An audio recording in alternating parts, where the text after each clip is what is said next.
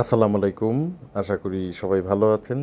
তো আজকে আমরা ভিডিওতে একটা ইন্টারেস্টিং জিনিস দেখাবো, যার সম্পর্কে অনেকেই জানেন, অনেকে শুনেছেন হয়তোবা, আবার অনেকে হয়তোবা মানে গ্রামে যদি যেয়ে থাকেন তাহলে ভাগ্য ভালো থাকলে দেখেও থাকবেন। সেটা হচ্ছে গুই সাপ। তো এই গুই সাপের কথা ছোটোবেলায় অনেক মিথ, অনেক কিছু আমি শুনেছি।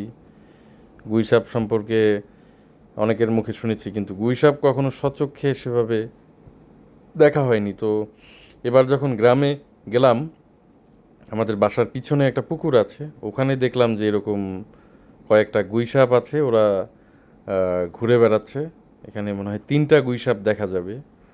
তো এই গুইসাপ সম্পর্কে একটু স্টাডি করে জানতে পারলাম যে এই গুইসাপ বা গোসাপ বা এই গুইল অনেকে বলে, এটার ইংরেজি নাম হচ্ছে মনিটর লিজার্ড। প্রকৃতপক্ষে এটা কোনো সাপ না, এটা টিকটিকির একই গোত্রের প্রাণী। এরা বড় সড়ো টিকটিকির মতো দেখতে, কিন্তু সাপের মতো দ্বিখণ্ডিত জিহবা সম্পন্ন সরীসৃপ প্রাণী। এরা ভ্যারনিডি গোত্রের সরীসৃপ প্রাণী। এই নামটি এসেছে গোধিকা থেকে। এ পর্যন্ত 80টি প্রজাতির এ ধরনের প্রাণী শনাক্ত হয়েছে।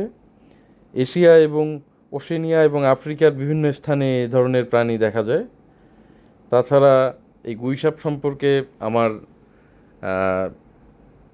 বাসার যারা মুরব্বী আছে ওনাদের কাছে শুনলাম যে এরা হচ্ছে গাছে উঠতে পারে, তাছাড়া ছোট ছোট জলাশয় সাঁতরে পার হতে পারে, এবং এরা দেখতে কিছুটা গাঢ় বাদামি এবং কালচে বর্ণের হয়, এবং এদের সারা শরীরের উপরে হলুদ রঙের একটা রিং বিদ্যমান থাকে, এবং পা আর নখ দেখতে পারবেন যে কেমন লম্বাটে মানুষের মতো।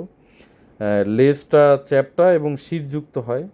এরা দ্রুত গাছে উঠতে পারে এবং সাঁতার কেটে খাল বিল পুকুর সহজেই পাড়ি দিতে পারে।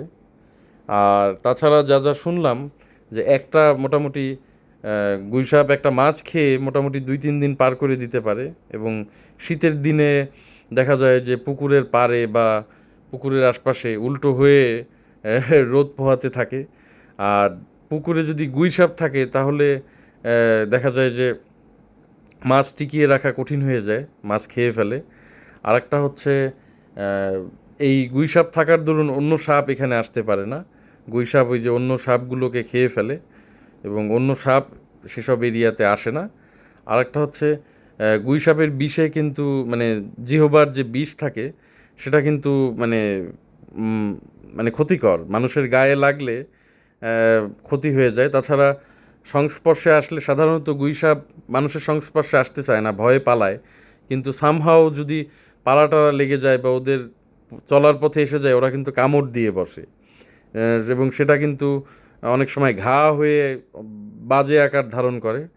তো গুইসাপ থাকা এক ধরনের ভালো, আবার না থাকলেও ভালো হয়। পুকুরে থাকলে সব মাছ খেয়ে ফেলবে, আর আশপাশের এরিয়ায় থাকলে সাপ থাকবে না। সাপের জন্য একটা অ্যান্টি কি বলবো সাপের জন্য একটা প্রতিরোধক হিসাবে এটা কাজ করতে পারে।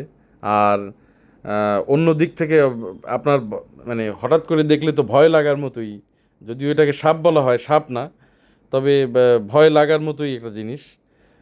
পুকুরের না রাখাই ভালো।